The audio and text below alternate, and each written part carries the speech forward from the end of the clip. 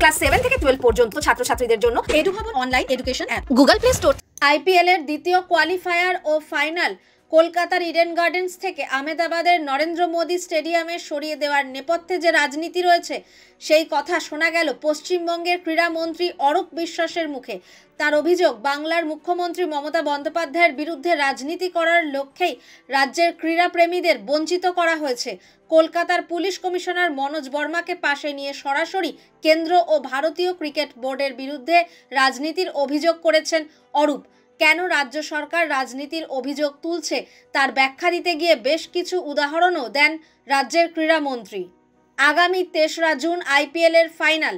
Eden থেকে তার সরে যাওয়ার পরে বুধবার বিজেপির রাজ্য সভাপতি তথা কেন্দ্রীয় মন্ত্রী সুকান্ত মজুমদার এক্স হ্যান্ডেলে পোস্ট করে দাবি করেন আইন শৃঙ্খলা ও নিরাপত্তাজনিত কারণে ম্যাচ সরিয়ে দেওয়া হয়েছে।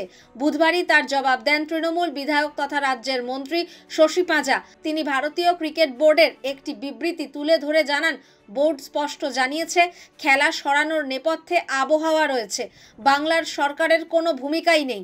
রাজনীতির স্বার্থে বিষয়টি ঘুরিয়ে দেওয়ার চেষ্টা করছেন সুকান্ত।